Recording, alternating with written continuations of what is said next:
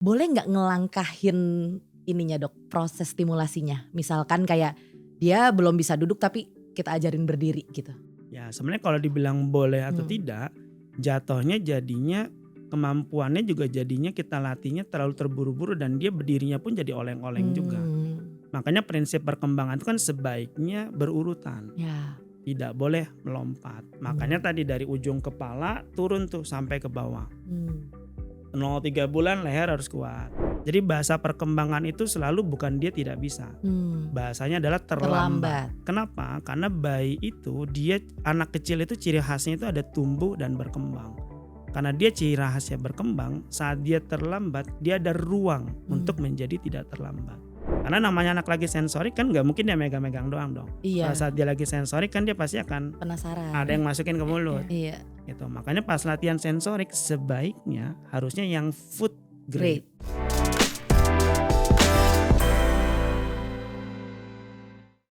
Selamat datang di Cerita Mams, ibu biasa cerita luar biasa. Podcast ini adalah ruang hangat untuk merayakan cerita-cerita luar biasa di balik kehidupan para ibu, mulai dari momen sederhana yang penuh makna, sampai perjuangan yang tak terlihat tapi begitu nyata. Bersama saya Sasha Pangerang, di setiap episode akan berbicara bersama yang ahli nih guys. Bersama dokter anak, dokter gizi, psikolog, dan juga para moms yang akan membagikan kebahagiaannya serta sharingnya di sini. Karena menjadi seorang ibu itu bukan soal sempurna, tapi soal terus belajar, berbagi, dan tumbuh bersama. Jadi udah siap dong dengerin cerita luar biasa hari ini? Untuk para moms jangan lupa aku mau ingetin lagi, follow sosial media kita di Cerita Moms. Jangan lupa subscribe juga, jangan lupa juga nih kemarin kita udah buka question. Silakan yang punya pertanyaan tulis di kolom komen. Silahkan tanya apa aja, siapa tahu para ahli yang datang ke sini bisa menjawab pertanyaan moms. Karena hari ini seru banget, kita akan membahas satu topik yang penting banget untuk new moms nih. New moms kali ini juga hadir di sini, ada Mam Tasya dan juga ada yang ahli yang akan menjawab para new moms yang punya banyak pertanyaan, yaitu dokter yoga spesialis anak, dokter yoga SPA ya. Spa, jangan bacanya spa, itu enak dok. Oke. Selamat datang dokter yoga. Ya, halo. Apa kabar dok? Alhamdulillah baik. Dokter yoga ini prakteknya di Dio Klinik di BSD. Jadi kalau mau cari di sana ya guys ya. Kalau untuk Mam Tasya, halo Mam, apa kabar? Halo, alhamdulillah baik. Mam Tasya ini kebetulan punya anak usianya 11 bulan. Jadi baru sekitar 5 bulan MPASI ya? Iya betul. Oh lagi aktif-aktifnya ya Mam ya? Wah parah, lagi repot banget sih. Berarti, banget. waduh Masya Allah. Pas banget tapi sama topik kita hari ini, pasti Mam juga punya banyak pertanyaan tentang, nih ya topiknya, tentang golden age dok. Golden age.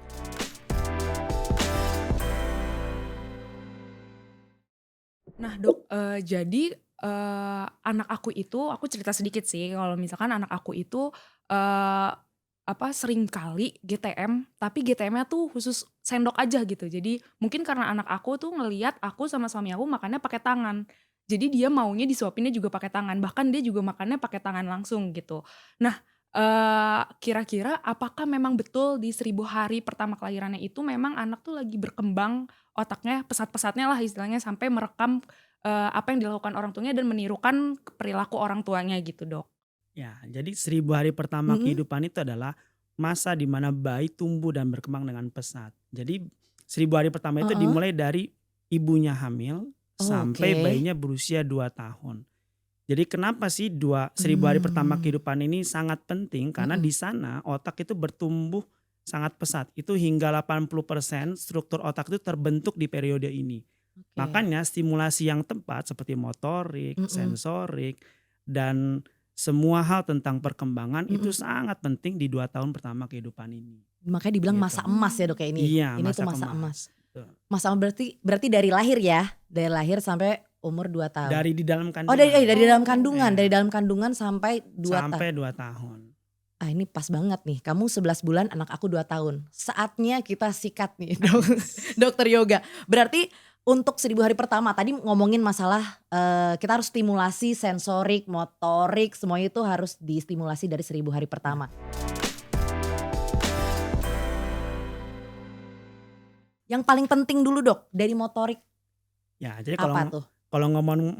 ngomongin perkembangan Mm-mm. itu kan ada 4. Ada Mm-mm. motorik kasar, motorik Mm-mm. halus, Mm-mm. bahasa dan sosial.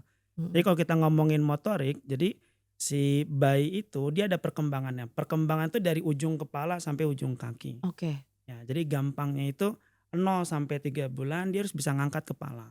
oke, Jadi si motorik. kepalanya sampai kepalanya tegak. Cara Hmm. ngelatihnya gimana? Cara Hmm. latihannya kita latihan tengkurap. Kalau Oke. bahasa kerennya namanya tummy time. Tummy time. Jadi harus sering tuh tummy time sehingga bayinya tadinya kepalanya jatuh-jatuh Mm-mm. sampai dia bisa ngangkat kepalanya tegak. Itu mulai dari umur berapa tuh? 0 sampai 3 bulan. Terus Oke. kemudian 4 sampai 6 bulan mulai turun ke bawah. Saat lehernya sudah kuat, mulai kita latih dari pinggang atas sampai pinggang bawah. Dimulai latihan duduk dan berguling. Jadi Oh. guling-guling dan duduk. Jadi nanti latihannya si bayi itu kita gulingin ke kanan dari telentang ke tengkurap. Terus dari tengkurap ke telentang. Oh Gitu. ya, Nanti dia udah mulai bisa, mulai kita latih duduk dengan bantuan. oke. Caranya gimana? Si bayinya kita dudukin, kita tahan dulu perutnya. Sehingga kita latih pinggang atasnya. Gitu. Nanti saat dia sudah mulai bisa, mulai kita latih duduk tanpa bantuan. Oke. Duduk tanpa bantuan yang orang awam taunya namanya tripod. Jadi si bayinya menahan badannya Iya, iya. sendiri. Duh lucu banget lagi itu. Gitu, Itu lucu ya. sih. Itu di 4-6 bulan tuh. Oke. Nah itulah di saat 4-6 bulan itu si bayi mulai bisa menahan pinggangnya. Oke. Sehingga di situ mulai masuk nanti fase makan. Saat dia kemampuannya sudah mulai bagus.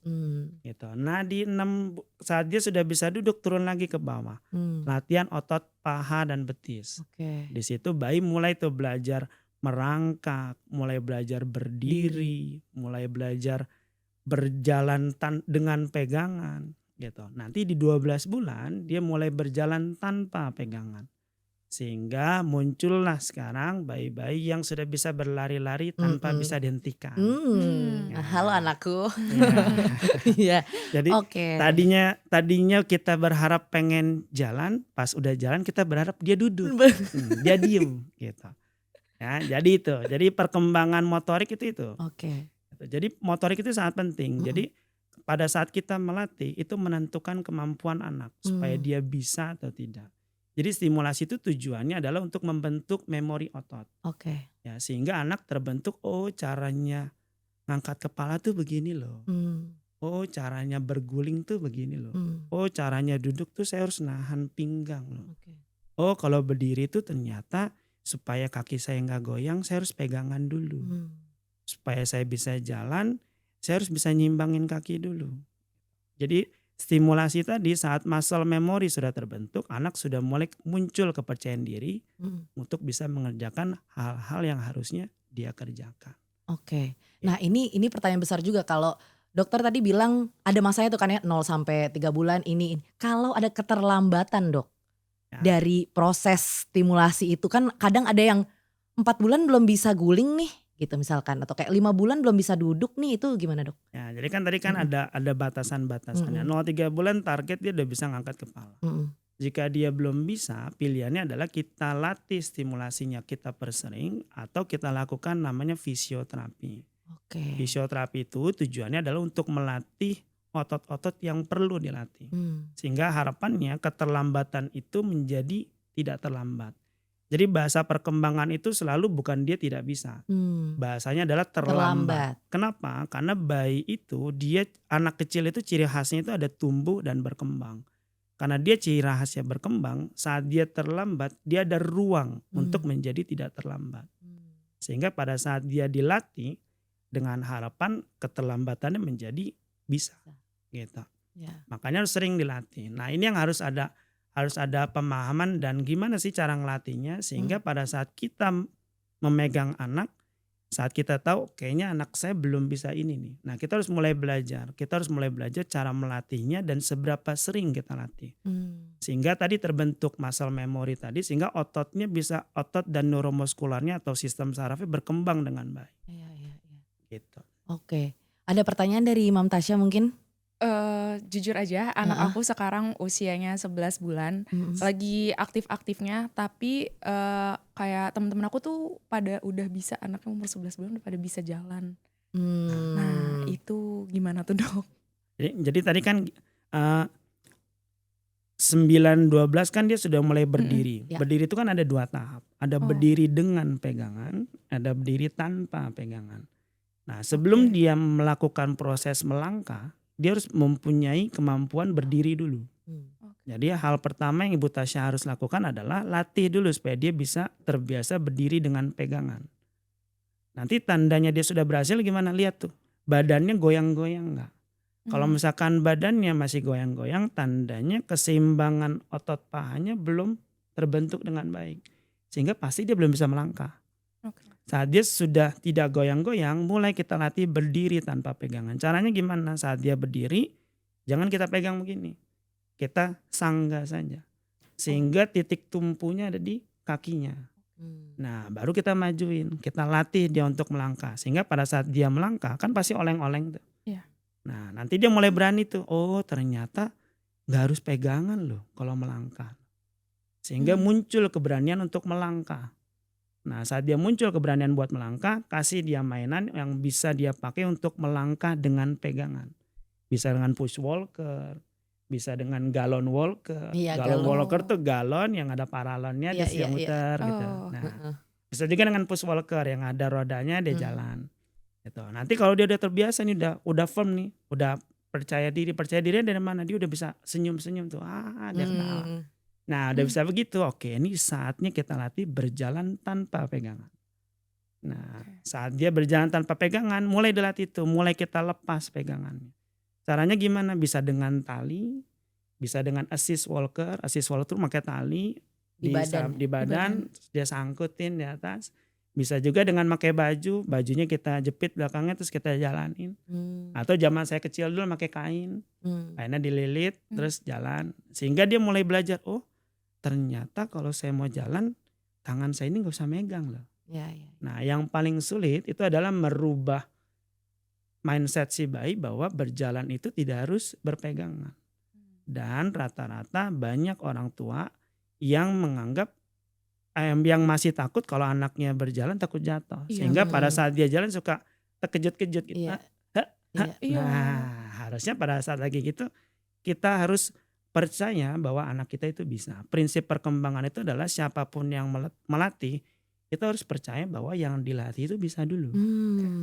Sehingga muncul anaknya yang dilatih pun juga akan muncul keberanian untuk supaya jadi bisa. Gitu. Penting tuh. Itu penting sekali ya. Berarti mindset kita juga harus positif ya Dok ke anak ya Dok ya.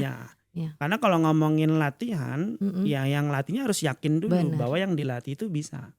Kalau yang latihnya nggak yakin, ya anaknya juga nggak akan bisa. Iya, Gitu. benar-benar setuju.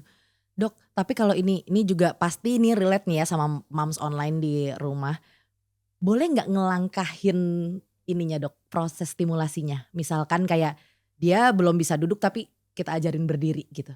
Ya sebenarnya kalau dibilang boleh atau tidak, jatuhnya jadinya kemampuannya juga jadinya kita latihnya terlalu terburu-buru dan dia berdirinya pun jadi oleng-oleng juga. Makanya prinsip perkembangan itu kan sebaiknya berurutan. Ya. Tidak boleh melompat. Makanya tadi dari ujung kepala turun tuh sampai ke bawah. 0-3 bulan leher harus kuat. 4-6 bulan pinggang harus kuat. 6-9 bulan latihan otot paha. 9-12 bulan latihan betis dan telapak kaki. 12 bulan ke atas latihan melangkah. Karena ada range-nya, disitulah ruang untuk orang tua untuk melatih. Supaya dia bisa melakukan aktivitas sesuai dengan usianya dia. Gitu. Oke. Dok, tapi waktu anak aku belajar merangkak gitu ya Dok. Dia tuh gak langsung belajar bisa merangkak, tapi merangkak mundur. Terus kayak teman-teman aku yang datang tuh kayak, ih lucu mundur gak bisa merangkak maju gitu. Jadi kayak akunya juga kayak yang insecure kayak nanti bisa kok kayak gitu, jadi kayak insecure gitu. Nah, jadi merangkak itu ada fasenya. Jadi fase pertama itu dia akan belajar supaya dia bisa maju, dia akan mendorong tangannya dulu. Sehingga fase pertama itu dia akan merangkak mundur dulu. Oh, memang begitu. Memang begitu. Oke. Gitu. Ya, nanti saat dia mundur dia mulai belajar, oke, supaya saya nggak bisa mundur, kaki saya harus saya pancangin tuh di lantai. Atau pantat saya harus saya goel-goelin. Sehingga muncullah fase yang kedua namanya fase onggong-onggong. Nanti latihan onggong-onggong itu macam-macam. Ada yang Ada yang makein bantal di atas badannya, ada yang cukup kita tahan kakinya saja sehingga dia onggong-onggong, nanti dia akan mulai maju dengan cara nyungsepin badannya ke depan. Iya. Gitu. Lucu. Ya, menyusap maju gitu. Hmm. Itu biasanya di fase awal tuh 4-6 bulan tuh dia udah mulai merangkak mundur. Bukannya maju malah mundur. Gak dapat mainannya nangis. Gitu. Nanti di 6 bulan dia belajar 6-8 tuh dia mulai onggong-onggong tuh. Saat dia udah mulai mahir onggong-onggong, mulai dia merayap. Gitu. Merayapnya dengan cara ngesot. Ada beberapa yang kakinya mereng sebelah Iya. gitu. Ya, Anak aku ngesot gitu. sebelah. Ada yang kayak abri, cet merayap gitu. Ada yang pakai pantat dia maju-maju gitu, ya. Nah, baru mulai muncul fase yang terakhir, fase merangkak. Jadi memang merangkak itu dia nggak ada istilah harus merangkak dulu baru boleh berdiri. Merangkak itu berbarengan dengan berdiri, latihannya. Karena saat dia sudah mulai bisa onggong-onggong, disitulah latihan berdiri bisa masuk. Jadi nggak usah khawatir pada saat anaknya masih merangkak mundur, ya memang itu bagian dari fase merangkak. Yang kita perlu latih adalah kita tahan kakinya supaya dia jadi bisa maju. Gitu. Sehingga pada saat dia maju, nah dia mulai mikir tuh, oh berarti kalau saya mau maju, saya harus nendang kaki saya ke bawah. Gitu. Nanti lama-lama saat dia udah mulai bisa, oh ternyata kalau nyeret tuh badan saya nggak enak ya, sakit ya. Saya harus ngangkat badan saya. Sehingga muncullah fase merangkak yang seperti ada di bayangan Ibu Tasya. Gitu. Oke. Ya. Oke. Ini masih dalam motorik nih dok ya. Ya. Ini sebenarnya kayak episode lalu sih. Pengen tahu katanya tuh masalah stimulasi motorik ini ngaruh ke masalah GTM. Iya apa enggak? Ya, kalau untuk motorik itu kan kemampuan motorik kasar. Gerakan kasar itu kan gerakan anak menggerakkan seluruh anggota tubuh. Oke. Kalau ngomongin GTM itu kan singkatannya kan gerakan tutup mulutnya. Itu baru ya dok istilahnya ya dok? Iya, saya aja juga baru tahu di 2000 pas zaman COVID. Covid itu istilah baru, itu berarti bukan dari dokter ya dok ya? Bukan dari dokter istilahnya. Jadi karena ngomongin GTM itu kan kemampuan makan, kemampuan oromotor, kemampuan anak untuk mengunyah, menelan dan tertarik dengan makanan. Jadi pasti tidak ada hubungannya dengan kemampuan motorik kasar. Jadi nggak ada tuh misalkan dok, anaknya motorik kasarnya terlambat. Jadi anaknya gara-gara itu dia jadi nggak mau makan. Enggak ada hubungannya. Kemampuan makan itu adalah murni proses makan anak dan habitual anak terhadap makanan tersebut. Gitu. Tapi dok, sorry mau tanya lagi. Anak aku itu kayak aku sering baca-baca juga di TikTok dan Google gitu. Katanya sensory play itu mengaruh ke GTM, mencegah GTM dan lain sebagainya. Itu sensory play gitu betul gak sih dok?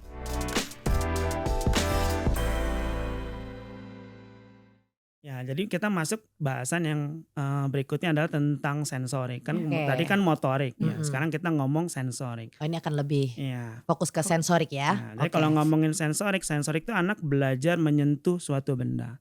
Nanti menyentuh suatu benda itu kan tekstur ada macam-macam. Ada lembut, ada kasar, ada butiran, ada panjang-panjang. Saat dia melakukan sentuhan itu, dia akan muncul namanya rangsang sentuh atau panca indera yang bahasa medis adalah sensorik. Nah, saat dia belajar nyentuh, dia kan awalnya pasti jijik dulu dong. Ya kan? Benda apa ini? Gitu. Pada saat dia sentuh. Nah, saat dia sudah selesai nyentuh, lama-lama dia terbiasa. Nanti saat ada benda seperti itu masuk ke dalam mulut dia jadi nggak kaget. Sehingga nanti untuk pengenalan tekstur makanan jadi lebih mudah. Makanya kalau kita ngomongin makan, teksturnya itu harus naik secara bertahap. Gitu. Harus cek secara bertahap, dimulai dari pertama teksturnya harus bubur halus. Kemudian yang kedua teksturnya harus saring kasar. Setelah saring kasar kita naik ke bubur bayi. Bubur bayi nasi tim cincang halus. Cincang halus jadi cincang kasar. Yang berikutnya setelah cincang kasar baru menu keluarga. Nah, hubungannya dengan sensorik, semakin sering dia meraba suatu tekstur tadi, saat ada kenaikan tekstur dia jadi nggak kaget di mulutnya. Karena namanya anak lagi sensorik kan nggak mungkin dia megang-megang doang dong. Pada saat dia lagi sensorik kan dia pasti akan penasaran. Ada yang masukin ke mulut. Gitu. Makanya pas latihan sensorik sebaiknya harusnya yang food grade, yang edible to eat. Sehingga pada saat kita lakukan latihan sensorik, si anak pada saat nyobain kita lagi meleng nggak masalah. karena yang dimakan dalam konteks yang aman gitu. Nah, proses stimulasi sensorik ini berarti bisa start mulai dari usia berapa, Dok? Kalau start sensorik sebaiknya saat kita mau mulai makan sebenarnya. Oke. Nah, sebenarnya kalau mau lebih awal lagi bisa di 4-6 bulan. Karena kan 4-6 bulan kan ada saatnya anak mungkin kita berikan makan di waktu tersebut. Sensorik itu tujuan saat mulai makan adalah supaya dia pengenalan terhadap tekstur-tekstur tadi dia bisa lebih bagus. Gitu. Terutama tekstur utama, misalkan lembut, kenyal, panjang, butiran. Gitu. Dia bikin tuh latihan mau seminggu 2 kali boleh, dia belajar megang. Belajar megang tuh bukan dipaksa langsung megang, dia ngeliat dulu bendanya, nah saat dia melihat bendanya dia nyobain. Gitu. Seminggu 2 kali sampai bayinya nangis. Oke. Gak apa-apa ya, Dok, berarti Nggak ya? apa-apa bayi Nggak nangis, apa-apa. Dok. Nggak apa. Bayi kan boleh nangis. Oh iya sih. Boleh, benar. Tapi kalau ini kayak sampai kejer gitu. Ya, kalau sampai kejar tenangin dulu. Maksudnya bayi menangis itu kan bayi sedang berkomunikasi. Oh iya. Bayi sedang berkomunikasi dengan orang tuanya atau dengan lawan bicaranya. Gitu. Jadi saat dia menangis, dia tandanya sedang mengekspresikan emosi dia. Jadi jangan panik sih ya, Mams. Jangan panik ya, Mams. Pokoknya kalau misalkan anak nangis mungkin dia sedang belajar berkomunikasi sama ibunya, ya kan? Cuman kadang kita nggak ngerti. Iya, kadang maunya apa sih? Nah, kadang ibunya yang nangis, Dok. Iya. Kalau ibunya yang nangis dia apain nih, Dok, kira-kira? Tuh, kalau lanjut sensorik nih. Masalah sensorik tadi makanan, kita lanjut ke makanan deh. Kalau misalkan sensoriknya emang dari sentuhan itu udah dilatih dari 4 sampai 6 bulan. Terus misalkan ada yang skip, Dok. Mams mungkin skip tekstur, kenaikan tekstur makan termasuk aku. Kayaknya aku tuh langsung loncat, Dok. Waktu halus terus langsung kasar, bahkan gak ada cincang dulu tuh gak ada. Iya Itu lagi. ngaruh gak, Dok? Anak aku juga gitu lagi. Kayak umur 8 bulan udah makan makanan dewasa. Iya. Dia gak mau bubur.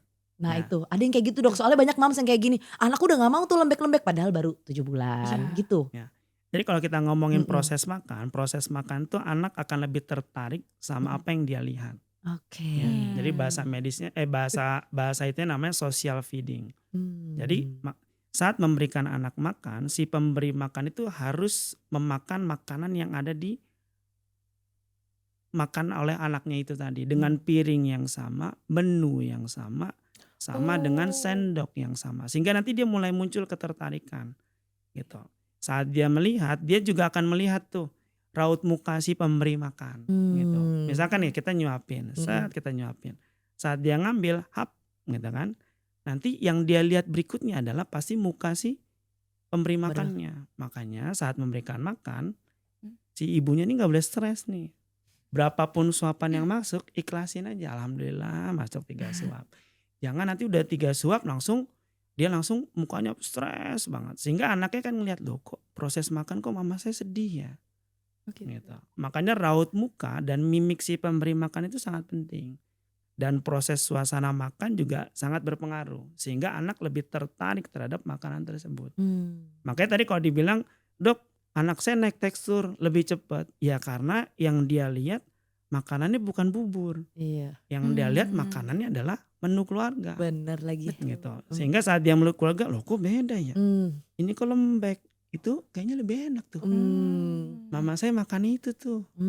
Mau yang itu aja. Gitu. Makanya kalau dia mau makan dengan baik, kita si pemberi makan harus makan makanan itu dengan menu yang sama, piring yang sama, sehingga dia muncul ketertarikan. Saat dia tertarik, baru kita akan lebih mudah memberikan makanan. Baru kita ngomongin masalah rasanya nanti. Rasanya kan nanti kan macam-macam. Mau rasa manis, asam, asin, yang penting nano-nano dia harus nyoba semua tuh. Semua rasa. Karena kalau kita cuman rasain cuman satu rasa saja, anak kecil atau bayi itu akan preferensinya akan ke rasa manis. Gitu. Makanya nanti jangan kaget. Semua yang rasanya manis dia semangat banget. Wah, terutama yang snack-snack itu kan biasanya manis-manis tuh. Nah, dia semangat. Jadi kalaupun kita mau memberikan makanan apapun, mau menu lengkap, mau menu utama, mau snack, kalau bisa berbagai macam rasa. Dapat. Jadi pilihlah makanan yang berbagai macam rasa dan snack yang berbagai macam rasa. Gitu. Menarik, ini menarik dan jadi tertarik untuk iya juga ya sebenarnya bisa sesuai usia juga ya Dok ya, misalkan emang 6 bulan udah bisa makan snack yang rasanya macam-macam atau teksturnya macam-macam juga nggak apa-apa dikasih kan Dok berarti? Ya, nggak apa-apa. Makanya Mhm. kan nanti kan saat dia memberikan makan, Mhm. makanan itu kan terbagi jadi 2. Ada Mmm. makanan utama, Iya. ada jam snack. Iya. Jadi bayi itu harus diajarin 3 kali makan utama, 2 Heeh. kali makan snack. Snack. Nah, di waktu snack itu adalah waktu self rewardnya si bayi. Saat dia Oke. makannya sudah baik, ya kita berikan Kas snack. Nah, disitulah snack bisa masuk Mhm. dan snack itu harus berbagai macam rasa. Sehingga Mmm. saat dia makan nggak cuman rasa manis doang. Iya. Ada rasa yang lain sehingga dia kenal, oh ternyata ada rasa asem ya. Mmm. Oh ada Mmm. rasa asin ya. Mhm. Ada rasa gurih ya. Mhm. Sehingga dia mendapatkan rasa yang lengkap Iya iya iya. dalam 1 hari dia Iya. makan. Oke. Gitu. Berarti ngaruh ya Dok, makan juga ngelatih sensorik juga ya Dok? Maksudnya dari bentuk gitu bisa ya, bentuk makanannya juga? Bisa, Iya. makanya biasanya kita Mhm. latihan bentuknya itu bisa dari makanan utama, bisa Mhm. dari snacknya juga. Oke. Saat dia menggenggam kan nanti kan Mhm. macam-macam snack itu kan beda-beda Beda. bentuk kan. Mhm. Ada yang lonjong, Mhm. ada yang Ko bintang-bintang ada gitu, ada kotak. kotak. Nanti kan dia Iya. ngeliat, oh ini bentuknya kok beda. Dia tertarik, Mmm. dia masukin, cup masuk. Iya. Kreces, dia Mhm. masuk makan. Nah, Gitu. menarik sekali, berarti sengaruh itu melatih sensorik si kecil ya, dari makanan juga bisa. Tadi motorik udah, sensorik udah, kita ke stimulasi kognitif.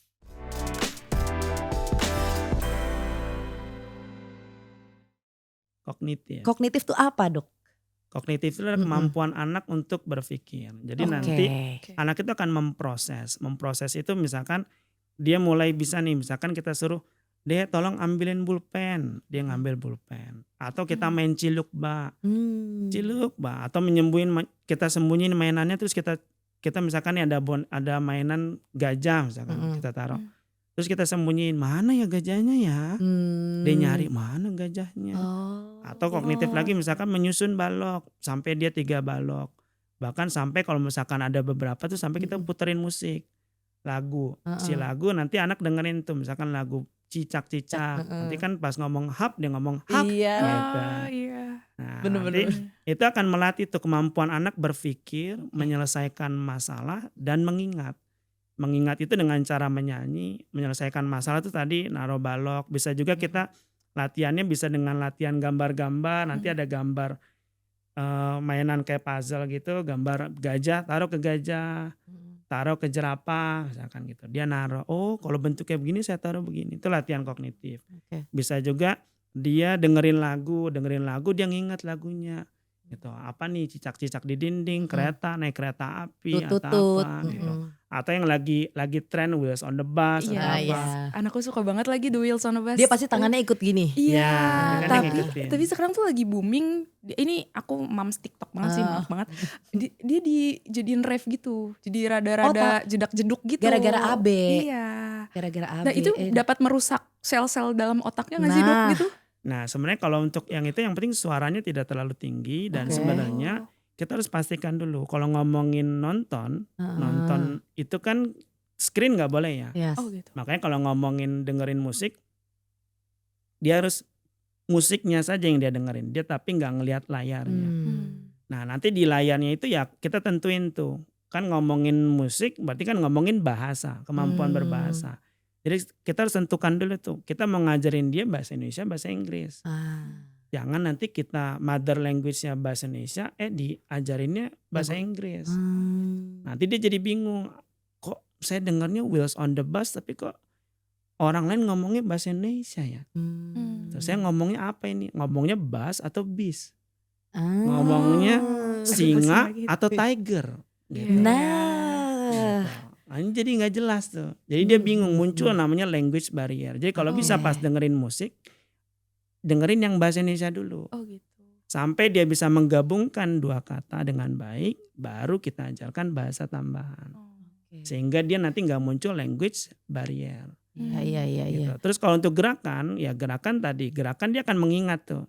Nah gerakannya mengingat kalau bisa si pengasuhnya yang ngasih gerakannya. Jangan dia ngeliat layar, dia ngeliat gerakannya.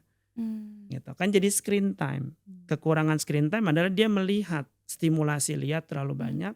Sehingga fokus dia terhadap suara jadi lebih rendah. dan tidak terbentuk komunikasi dua arah yang baik. Sehingga anak jadi terbiasa denger radio. Jadi misalkan nih Bu Tasya ngomong dianggap TV, nggak usah saya jawab. Oh, Gitu. gitu. Karena komunikasi Oke, satu arah, karena screen tadi. Hmm. Gitu. Saat dia menganggap TV, jadi motoriknya berkembang dengan sangat baik, bahasanya regresi dia turun. Oh. Sehingga mulai muncul tuh dia ngomongnya, "Hah? Hah? Hah?" Hmm. Nah, Speech delay. mulai jadi terlambat bicara. Oh. Jadi harus hati-hati saat mendengarkan anak atau memperlihatkan anak dengan screen. Makanya anjurannya jangan ada screen. Jadi kok kayak tadi Bu Tasya bilang, "Dok, anak saya denger Wheels on the Bus." Boleh denger, tapi nggak boleh lihat TV. Oh.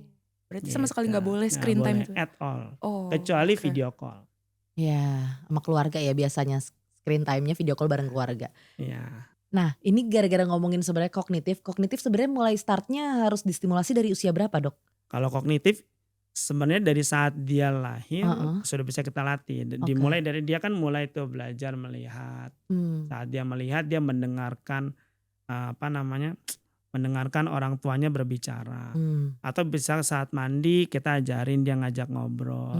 Terus kuncinya itu setiap saat kita bisa ngajarin dia untuk bisa mempelajari hal baru, menyelesaikan suatu masalah dan mengingat. Mengingat itu kan dengan cara kita ngajak ngobrol.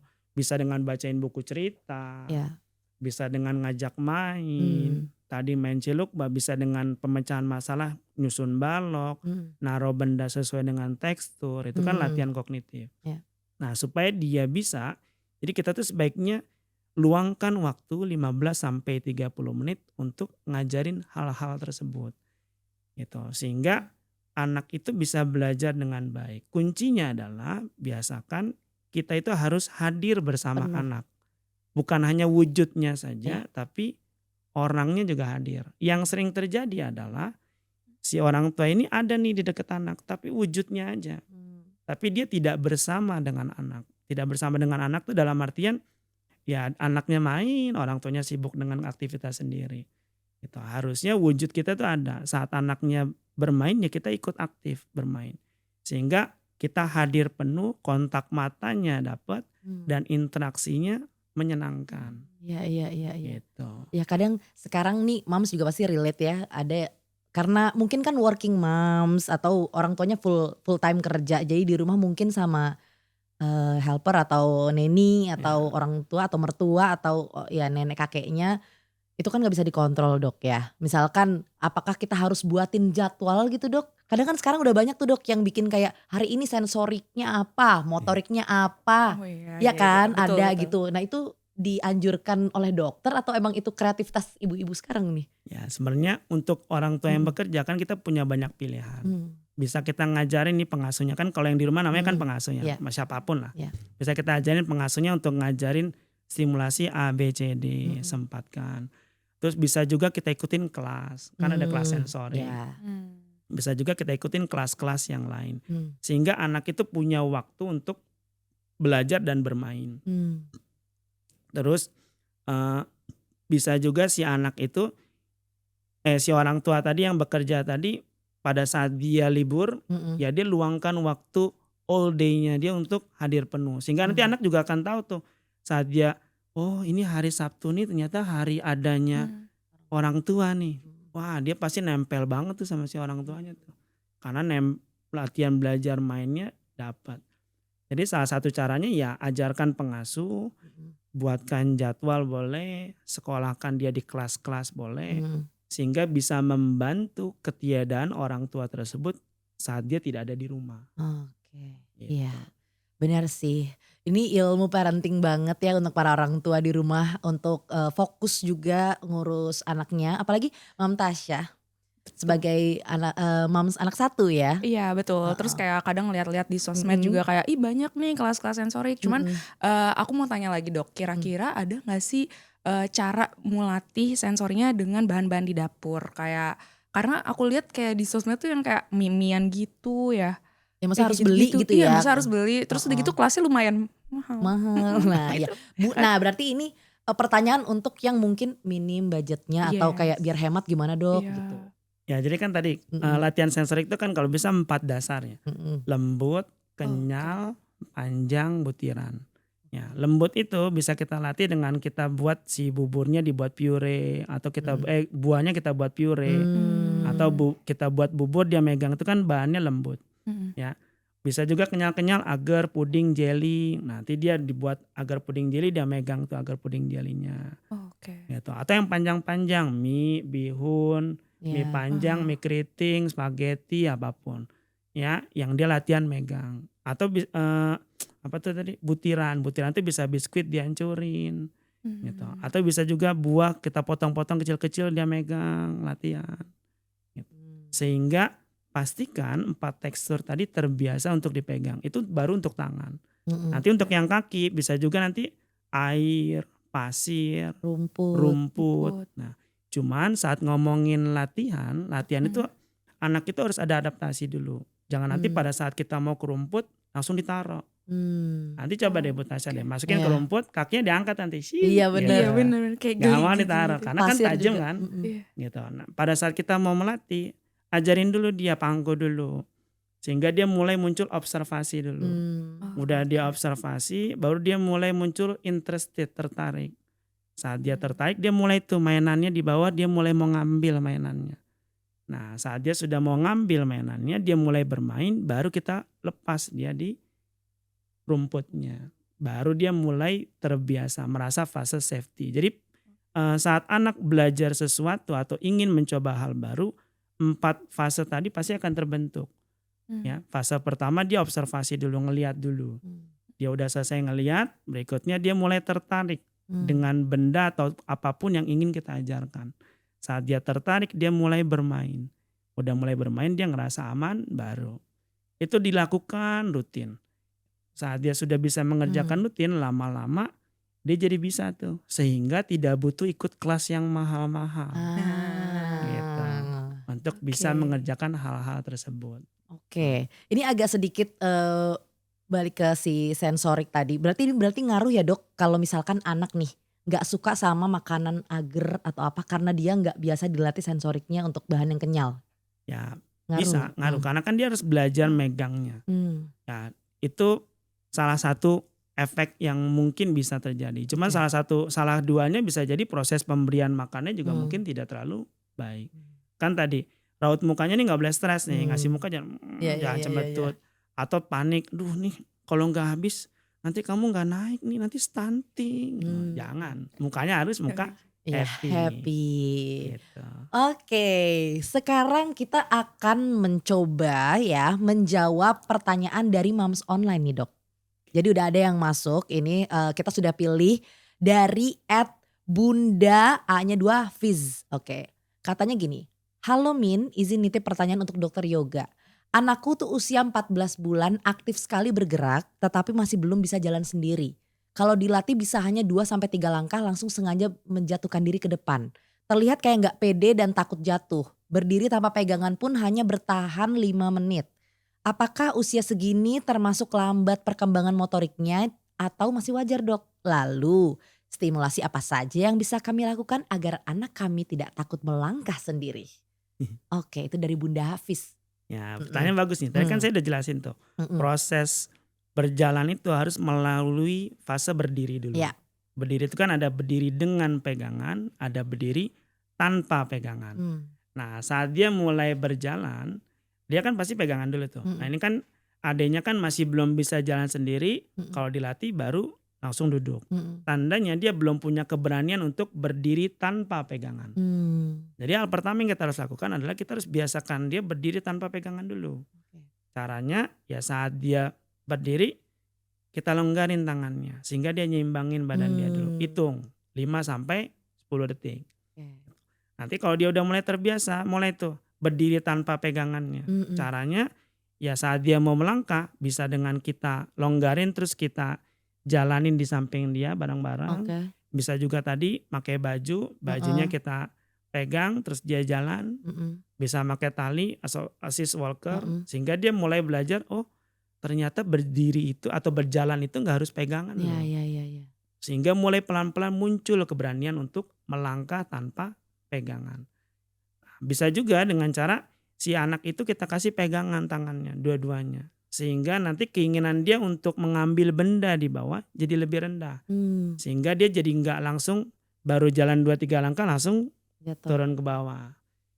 Itu harus dilakukan rutin. Oke. Dan berjalan tanpa pegangan itu kita lihatnya sampai 18 bulan. Oke. Kalau 18 bulan dia masih belum bisa, ya segera dilakukan treatment untuk kita perbaiki keterlambatannya dengan cara lakukan fisioterapi.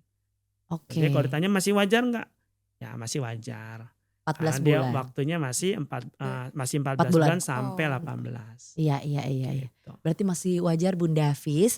Intinya semangat ya, harus konsisten ya Dok ya, berarti ya latihannya ya Dok ya. Semangat buat Bunda Hafiz karena mau ngasih selamat juga. Kebetulan sekalian mau mengumumkan siapakah Bunda atau Mams ya, Mams yang akan mendapatkan hadiah produk senilai Rp500.000.